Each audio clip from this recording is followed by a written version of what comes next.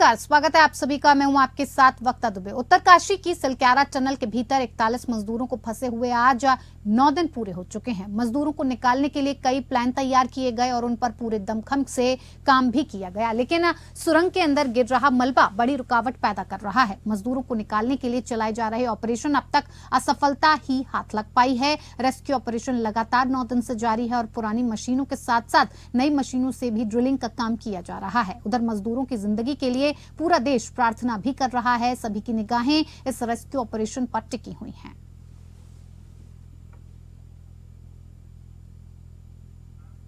उत्तरकाशी के सिलक्यारा टनल में हादसे में राहत और बचाव कार्य निरंतर किया जा रहा है। अब कई जगह से ड्रिलिंग का काम भी हो रहा है ताकि मजदूरों को जल्द से जल्द बाहर निकाला जा सके।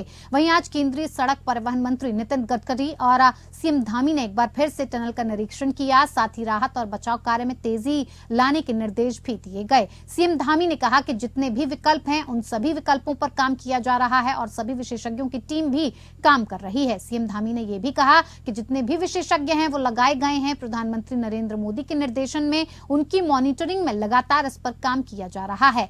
श्रमिक भाइयों का जीवन बचाना हमारी पहली प्राथमिकता है। उनको बाहर निकालने के लिए राज्य सरकार हर संभव कोशिश कर रही है। जितनी भी एजेंसीज हैं वो एजेंसियों से मदद ली जा रही है। सभी प्रकार के जितने भी विकल्प हैं उन सभी विकल्पों पर काम हो रहा है और सभी विशेषज्ञों की टीमें यहाँ पर काम कर रही है। जितनी भी विशेषज्ञता है सभी लगाई जा रही है। हमारे प्रधानमंत्री आदरणीय नरेंद्र मोदी जी के निर्देशन में, उनकी मॉनिटरिंग में लगातार इस पर काम चल रहा है। श्रमिक भाइयों का जीवन बचाना हमारी पहली प्राथमिकता है। उनको बाहर निकालना, उस काम के लिए राज्य सरकार हर संभव जितनी भी एजेंसियां हैं उन एजेंसियों को संपूर्ण मदद देने के लिए तैयार है। संपूर्ण मदद दी जा रही है। हम भगवान से प्रार्थना करते हैं कि जल्दी से जल्दी वो आएँ, क्योंकि उनका वास्तव में समय बीतने के साथ साथ उनकी परेशानियां बढ़ रही हैं और पारिवारिक जनों के ऊपर भी जिस प्रकार का वो महसूस कर रहे होंगे, जिस प्रकार की परेशानी है उसको महसूस किया जा सकता है। हमारा प्रयास है कि जल्दी से जल्दी उनको बाहर निकाला जाए। उस काम को हर तरीके से करने का काम हो रहा है। इधर उत्तरकाशी टनल हादसे में मामले में कांग्रेस ने आरोप लगाते हुए साफ कहा कि इस मामले में लेट लतीफी की जा रही है। उनके अनुसार सरकार के मंत्री वहां कैंप नहीं कर रहे हैं। अंदर फंसे मजदूरों की जान हर दिन खतरे में नजर आ रही है और उनके अनुसार सरकार के किसी मंत्री को वहां कैंप करना चाहिए ताकि जल्द से जल्द लोगों की जान बचाई जा सके। उनके अनुसार बीजेपी वालों के लिए चुनाव ज्यादा जरूरी है और इन लोगों की जान मायने नहीं रखती। हालात होंगे ये समझने की बात है। परिजनों के लिए इससे घबराने वाली और क्या बात हो सकती है। ये वहां अभी तक इनके जो वहां के प्रभारी मंत्री उसको वहां कैंप करना चाहिए था। वो जेपी नड्डा के कार्यक्रम की तैयारी कर रहा है, जो मेरी जानकारी आई है। मंत्री जो है तो उनको जेपी नड्डा की तैयारी करने के लिए किसी और की जिम्मेदारी लेकर के अपनी जिम्मेदारी निर्वहन करनी चाहिए। क्या 40 लोगों के परिवार जो बर्बाद होंगे, जिनके परिजन वहां खत्म होंगे या उनकी जान को खतरा है, उसकी जिम्मेदारी सरकार नहीं लेगी। और बीजेपी का तो ट्रेंड हो गया इनके लिए चुनाव, इलेक्शन, जीत, इसके अलावा कुछ है ही नहीं। मानवता के नाम की कोई चीज नहीं है। और इनके अध्यक्ष से पूछो, वो केवल चुनाव में हम ये कर रहे हैं, सांसदों की ड्यूटी लगा रहे हैं, फलाना कर रहे हैं, ढिमकाना कर, यही काम है। अभी ये टनल के बारे में बताया ना क्या हो रही स्थिति करके। महेंद्र भट्ट को सामने आके करना चाहिए। महेंद्र भट्ट जी को पहुंच जाना चाहिए था। हमने तो चलो मंत्री प्रसाद नैथानी जी को भेजा है, महेंद्र भट्ट जी क्यों नहीं गए, क्यों नहीं इनके प्रभारी मंत्री गए? इस बात का जवाब सरकार को देना। इधर उत्तराखंड में 2 दिसंबर से नगर निगमों की जिम्मेदारी जिलाधिकारी और अन्य निकायों का कामकाज एसडीएम रैंक के अधिकारी संभालेंगे। प्रशासक की नियुक्ति 6 माह के लिए की जाएगी। आपको बता दें कि 1 दिसंबर को निकायों का कार्यकाल जो है वो समाप्त हो रहा है। निकाय चुनाव न कराने पर सरकार इनमें प्रशासक तैनात कर देगी। प्रदेश में करीब 84 नगर निकाय के बोर्ड का कार्यकाल 1 दिसंबर को पूरा हो जाएगा और इस बार चुनाव समय पर नहीं होने के कारण शहरी विकास विभाग आगामी 1 दिसंबर को निकायों में प्रशासक की नियुक्ति करने की तैयारी कर रहा है। वहीं शहरी विकास मंत्री प्रेमचंद अग्रवाल का कहना है कि राज्य में निकाय चुनाव सभी प्रक्रियाओं को पूरा करने के बाद होंगे और इसके लिए अभी मतदाता सूची बनाने और निकायों में ओबीसी आरक्षण तय करने का सर्वे चल रहा है। देखिए, चुनाव से पहले हमें कुछ प्रक्रियाएं पूरी करनी होती है। हमारे यहाँ जो मतदाता सूची है वो मुकम्मल करनी होती है। साथ में जो आरक्षण विभिन्न निकायों में जिस प्रकार से होने, वो काम भी अभी चल रहा है। ये काम पूरा होने के बाद चुनाव की संभावनाएं हमारे यहाँ बनती है। तो उस के लिए एक्सरसाइज चल रही है। मतदाता सूची के लिए कह दिया गया है, आरक्षण का काम पहले से चल रहा था, जिसको अभी हम अंतिम रूप जब जैसे ही होगा तो हम जो है फिर चुनाव की तरफ बढ़ेंगे। इन्वेस्टर समिट को लेकर MDDDA ने तेजी से काम करना शुरू कर दिया है। देहरादून शहर भर में वॉल पेंटिंग का काम किया जा रहा है, वहीं साइनेज का काम भी तेजी से किया जा रहा है। MDDA VC वंशीधर तिवारी के अनुसार अगले 15 दिनों में हम सभी काम खत्म कर लेंगे।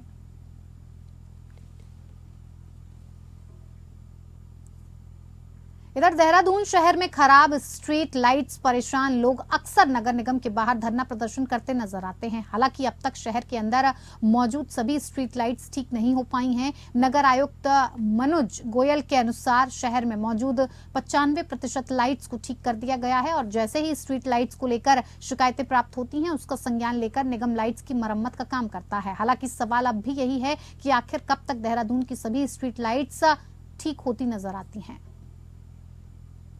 लाइट्स की मरम्मत लगातार होती रहती है और ये एक कंटिन्यूस एक प्रक्रिया है, लगातार चलने वाली प्रक्रिया है। स्ट्रीट लाइट्स खराब होती है, उनकी रिपेयर की जाती है।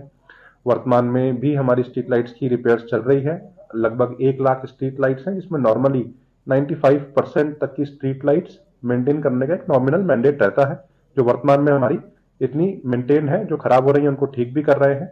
और एज फार एज कंप्लेंट्स की अगर मैं बात करूं तो विभिन्न माध्यमों से आज की तारीख में हमारे पास हार्डली जो रजिस्टर्ड कंप्लेंट्स हैं वो 100 से 125 150 स्ट्रीट लाइट्स की कंप्लेंट्स हैं। परंतु कुछ जगह पे जहां पे कंप्लेंट्स नहीं भी होती हैं वहां भी हम लोग नाइट पेट्रोलिंग के माध्यम से या जो हमारी अपनी टीम्स हैं उनको सर्वे करवा के वो भी आइडेंटिफाई करवाते हैं। रिसेंटली हमने सभी मुख्य मार्गों का पूरा सर्वे करवाया है और वहां की स्ट्रीट लाइट्स जो विभिन्न कारणों से, चाहे वो UPCL के पोल्स शिफ्ट होने की वजह से हो या उनकी लाइंस में कोई फॉल्ट आने की वजह से हो, टाइमर्स में फॉल्ट आने की वजह से हो, तो उनका भी बड़े स्तर पे हमने रेक्टिफिकेशन किया है। सरकारी अस्पताल में कम कीमत पर अपना इलाज करवाने आए मरीजों को अक्सर अस्पताल परिसर के बाहर किसी केमिस्ट से दवाई लेने का पर्चा थमा दिया जाता है और जिसके चलते मरीजों को मजबूरन महंगे रेट पर दवाइयां खरीदनी पड़ जाती हैं, जिस बात को अस्पताल के CMS अनुराग अग्रवाल ने भी माना है। CMS के अनुसार कई बार कुछ दवाइयां अस्पताल में उपलब्ध नहीं हो पाती हैं और जिसके चलते बाहर से दवाइयां डॉक्टर्स लिख देते हैं। हालांकि CMS ने जन औषधि केंद्रों से दवाई खरीदने के लिए मरीजों से अपील भी की है ताकि कम रेट पर उन्हें दवाइयां उपलब्ध हो सके। CMS अनुराग अग्रवाल ने बताया कि ऐसा बहुत कम होता है कि दवाइयां अस्पताल परिसर और जन औषधि केंद्रों में कोई दवाई उपलब्ध ना होने पर बाहर किसी अन्य केमिस्ट से दवाई लिखी जाए। फिर भी यदि कोई डॉक्टर लगातार ऐसा कर रहा हो तो उसका संज्ञान लेकर त्वरित कार्यवाही भी की जाएगी।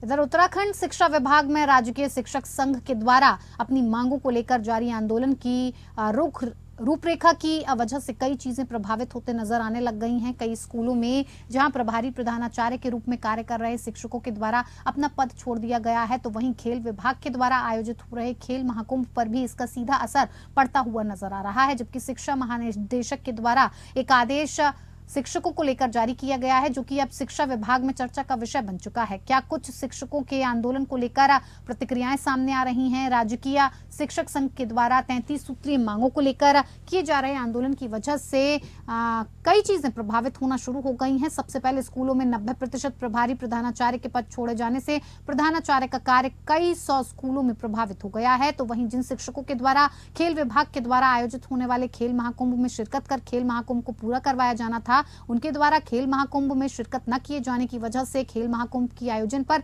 ब्रेक लग गया है। शिक्षकों के द्वारा अपनी मांगों को लेकर कड़क रवैये पर शिक्षा विभाग ने भी कड़क आदेश जारी किया। शिक्षा महानिदेशक बंशीधर तिवारी के द्वारा आदेश जारी किया गया, जिसमें शिक्षकों को कर्मचारी आचरण नियमावली को याद दिलाया गया है। साथ ही जो प्रभारी प्रधानाचार्य अपना पद छोड़ चुके हैं उनके वेतन कटौती की भी बात सामने आ रही है। लेकिन राजकीय शिक्षक संघ का साफ तौर से कहना है कि शिक्षकों को अपनी मांगों को लेकर जो आंदोलन था उसे आंदोलन के चरण पूरे हो चुके हैं। अब केवल शिक्षक शैक्षणिक कार्य ही करेंगे। लगभग हमारे जो है 90% से ऊपर प्रधानाचार्य ने जो परिवार था वो त्याग दिया है संगठन के कहने पर। और रही वेतन कटौती की बात, तो वेतन तो किसी दशा में काट ही नहीं सकते हैं। जो विभाग शासन का जो निर्देश था, जो शासनादेश थे, हम उसी शासनादेश के तहत काम कर रहे हैं। शासन का निर्देश था कि बीएलओ ड्यूटी नहीं करेंगे, तो हम नहीं कर रहे हैं। हमारे विभाग का आदेश था कि जो खेल महाकुंभ है उसमें राज्य के जो शिक्षक के सदस्य हैं वो प्रतिभाग नहीं करेंगे, हम वो नहीं कर रहे हैं। जो हमारे आदरणीय महानिदेशक जी ने उन्होंने कहा कि बोर्ड परीक्षाएं प्रभावित होंगी, तो हमने तो पहले स्पष्ट कहा कि जितने भी छात्र से संबंधित कार्य होंगे वो कतई प्रभावित नहीं होंगे। प्रैक्टिकल होंगे तो हम प्रैक्टिकल कराएंगे, जो परीक्षाएं होंगी हम सुचारू रूप से परीक्षाएं कराएंगे।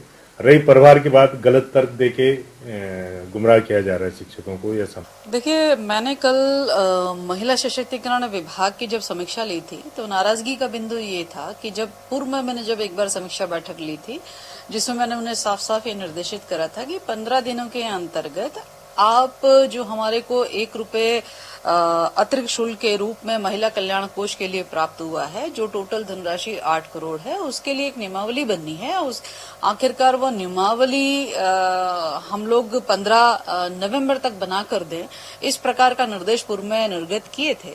लेकिन जब पुनः समीक्षा की गई तो उसमें पूरी तरीके से तैयारी नहीं थी, जिसको लेकर मैंने नाराजगी व्यक्त करी, क्योंकि समय कम है और हमारे पास में बहुत सारी ऐसी योजनाएं हैं जो धनराशि के लिए जो है वेटिंग में है, और हम यदि नियमावली नहीं बना पाएंगे तो धनराशि स्वाभाविक रूप से वह खर्च नहीं हो पाएगी। इधर उत्तराखंड में निकाय चुनाव को लेकर सत्ता पक्ष और विपक्ष दोनों आमने सामने हैं। विपक्ष सत्ता पक्ष पर आरोप लगा रहा है कि वो निकाय चुनाव न कराकर लोकतंत्र की हत्या कर रहे हैं, तो वहीं सत्ता पक्ष विपक्ष को इमरजेंसी याद दिला रहा है। आपको बता दें कि उत्तराखंड में निकायों का कार्यकाल 2 दिसंबर को पूरा हो रहा है। ऐसे में समझा जा सकता है कि लोकसभा चुनाव से पहले निकाय चुनाव बिल्कुल भी संभव नहीं है। हालांकि इस मामले में हाईकोर्ट में भी सुनवाई चल रही है और पिछली सुनवाई के दौरान हाईकोर्ट ने सरकार और राज्य चुनाव आयोग दोनों को फटकार भी लगाई थी। कांग्रेस प्रदेश उपाध्यक्ष मथुरा दत्त जोशी का कहना है कि आम जनता के लिए विकास का पहला पायदान निकाय होते हैं, जिसमें ये व्यवस्था दी गई है कि निर्वाचित व्यक्ति ही निर्वाचित व्यक्ति को अपना चार्ज देता है, जबकि चुनाव पीछे हटाकर सरकार ने लोकतंत्र की हत्या करने का काम किया है। सरकार निकाय चुनाव कराने के प्रति गंभीर कहाँ है? सरकार चाहती नहीं कि लोकतंत्र की प्रथम सीढ़ी मजबूत हो। सरकार तो, भारतीय जनता पार्टी तो वैसे भी फांसीवादी पार्टी रही है, वो हर हमेशा लोकतंत्र का गला घोटने में विश्वास रखती है। भाजपा अगर ईमानदार होती तो निकाय चुनाव हो जाते, जबकि 73वां संविधान संशोधन भी कहता है कि निर्वाचित प्रतिनिधि ही निर्वाचित प्रतिनिधि को कार्यभार सौंपेंगे, लेकिन सरकार इसके प्रति गंभीर नहीं है। हमारा आरोप है कि सरकार ने स्थानीय लोकतंत्र का गला घोंटने का काम किया है। इधर शहर कांग्रेस ने प्रदेश सरकार की लचर कानून व्यवस्था, भ्रष्टाचार, महिला अत्याचार, घोटालों के खिलाफ शहीद भगत सिंह चौक पर प्रदर्शन किया और प्रदेश सरकार का पुतला दहन किया। इस मौके पर प्रदेश की भाजपा सरकार के खिलाफ जोरदार नारेबाजी की गई। शहर कांग्रेस के कार्यकर्ता शहीद भगत सिंह चौक पिक्चर पैलेस पर एकत्रित हुए और जोरदार नारेबाजी के बीच प्रदेश सरकार की असफलताओं, घोटालों, महिला अत्याचार, उत्तरकाशी टनल में फंसे लोगों को अभी तक न निकाल पाने का दुख, सूखे नशे के बढ़ते प्रकोप, लचर कानून व्यवस्था आदि के खिलाफ प्रदेश सरकार का पुतला दहन किया गया। इस मौके पर शहर कांग्रेस अध्यक्ष अमित गुप्ता ने कहा कि प्रदेश सरकार पूरी तरह से फेल हो गई है, कानून व्यवस्था नाम की कोई चीज नहीं है। देहरादून में ज्वेलर्स के यहां हुई चोरी का अभी तक पर्दाफाश नहीं हो पाया है। उन्होंने ये भी कहा कि देश की राष्ट्रपति जिस दिन देहरादून में आई थी उसी दिन दहाड़े ज्वेलर्स के यहां बड़ी चोरी हो गई थी और इससे प्रदेश की कानून व्यवस्था का पता चलता है। सभा का कहना है कि जो हम ग्राम सभा में पंचायत राज में जो कार्य करते हैं वो कार्य हमारे सारे कार्य जो हट जाएंगे, और जो नगर पंचायत की जो अथॉरिटी है वो एक बोर्ड की तरह काम करती है, जो उसमें बोर्ड मेंबर होते हैं उनकी सुनी जाती है और उस हिसाब से काम होता है। लेकिन जो हमारी जो ग्राम पंचायत है उसमें जो है गांव का छोटा आदमी, गरीब से गरीब आदमी बैठता है, वो अपनी बात को रखता है और वो ये बताता है कि भाई मुझे क्या दिक्कत है और क्या काम जो ग्राम सभा के अंदर होनी चाहिए। तो छोटी छोटी बातें जो है वो वहाँ पे निकल जाती है। और मेरा जो गांव है वो कृषि प्रधान है, तो कृषि से ज्यादा है पशु वाले हैं, कृषि वाले हैं, तो हम गांव के उसमें ज्यादा विश्वास रखते हैं। और मेरी जो ग्राम सभा वो यही चाहती है कि हमारी जो ग्राम सभा है वो केवल जो है वो अपने पंचायत राज के अधीन ही रहे, नगर पंचायत जो है हम नहीं बनाना चाहते ये। और मेरी ये मजबूरी है कि मुझे अपने ग्राम सभा के साथ में रहना है और रहना पड़ेगा, क्योंकि मैं ग्राम सभा का प्रधान हूँ, तो मुझे ग्राम सभा के साथ में। इधर पुलिस लाइन पौड़ी में मासिक अपराध समीक्षा गोष्ठी का आयोजन किया गया और जिसमें जनपद में होने वाले आगामी बैकुंठ चतुर्दशी एवं बुंखाल मेले की सुरक्षा व्यवस्थाओं की भी समीक्षा की गई। बीते त्योहारी सीजन में दशहरा, धनतेरस और दीपावली में पुलिस द्वारा लगातार ड्यूटी कर त्योहार सकुशल संपन्न करवाने को लेकर पुलिस बल की सराहना भी की गई। तो वहीं आगामी होने वाले मेलों में भी इसी प्रकार की ड्यूटी देने के लिए प्रोत्साहित किया गया है। बढ़ रही लगातार ठंड के दौरान गृह भेदन और चोरी की घटना बढ़ने की आशंका को देखते हुए एसएसपी ने सभी थाना प्रभारियों को रात्रि गश्त और पिकेट बढ़ाने के साथ साथ प्रभारी चेकिंग करने के भी निर्देश दिए हैं। एसपी ने बताया है कि मानवाधिकार आयोग, महिला आयोग, पुलिस शिकायत प्राधिकरण, शासन पुलिस मुख्यालय एवं रेंज स्तर पर प्राप्त शिकायती प्रार्थना पत्रों में थाना कोटद्वार में 44 व पौड़ी में 18 शिकायती प्रार्थना पत्र लंबित हैं और इस दौरान उन्होंने संबंधित थाना प्रभारी को लंबित शिकायती प्रार्थना पत्रों के त्वरित निस्तारण करने के निर्देश दिए हैं। कि अब ठंड का मौसम आ रहा है और इस सीजन में नकबजनी, लूट, इन सब की घटनाएं बढ़ जाती हैं, तो रात्रि की जो हमारी गश्त पिकेटिंग की व्यवस्था है उसको और अधिक प्रभावशाली करने हेतु निर्देश दिए गए हैं।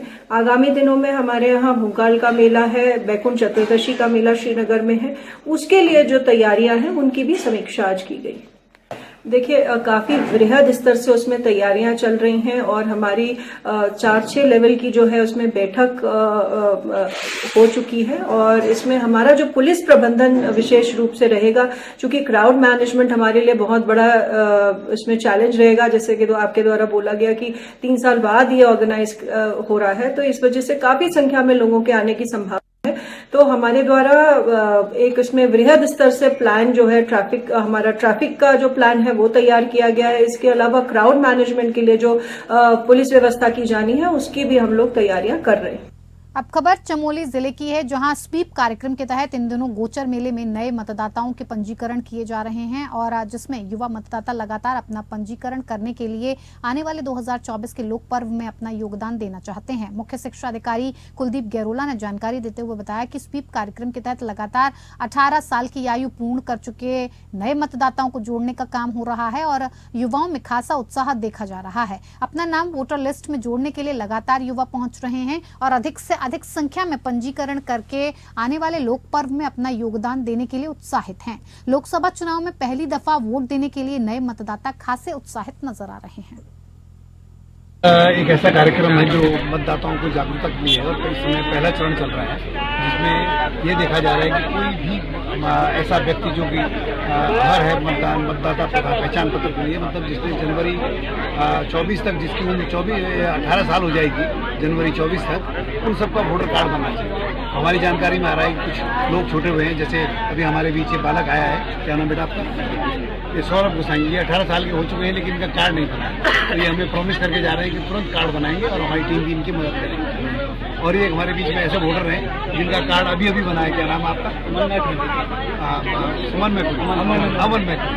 तो हमारी कोशिश ये है कि लोगों तक ज़्यादा से ज़्यादा बात पहुँचे और जिनका भी कार्ड बनना है, हमारा आप सबसे भी अनुरोध है कि लोगों को अपील करें और लोगों को बताएं कि ये कार्ड बनने की प्रक्रिया चल रही है। कोई भी इधर राजधानी देहरादून में हुई दिन दहाड़े बंदूक की नोक पर करोड़ों की लूट में पुलिस के हाथ घटना के कई दिन बाद भी खाली हैं। हालांकि पुलिस दावा कर रही है कि उसके हाथ घटना में शामिल 2 अपराधी लग चुके हैं, जिनको ट्रांजिट रिमांड के लिए देहरादून लाया जा चुका है। और इसी बीच दिन दहाड़े हुई इस लूट से देहरादून के सराफा व्यापारी डर के माहौल में कारोबार कर रहे हैं। इतना ही नहीं, सराफा कारोबारियों की मांग है कि सभी सराफा व्यापारियों को आम लाइसेंस दे दिए जाने चाहिए ताकि वो लाइसेंसी हथियार रख सकें। सराफा व्यापारी सुनील मेंसन का कहना है कि जिस दिन ये घटना हुई उस दिन सभी व्यापारियों को बड़ा झटका लगा। आखिर त्योहारों से ठीक पहले दिन दहाड़े लूट की इतनी बड़ी वारदात कैसे हो गई। उन्होंने ये भी कहा कि ये घटना सराफा ट्रेडर्स के लिए डर पैदा करने वाली थी। हालांकि उन्होंने ये भी कहा कि उन्हें उम्मीद है कि पुलिस जल्द ही इस घटना का पर्दाफाश करेगी।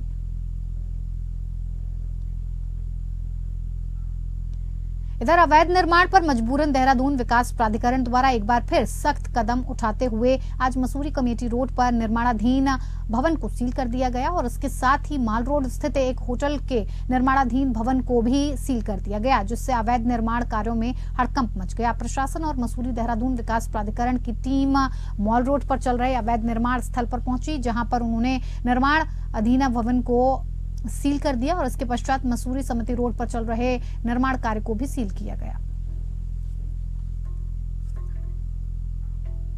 चलिए, उत्तराखंड बुलेटिन में मेरे साथ इतना ही। नमस्कार।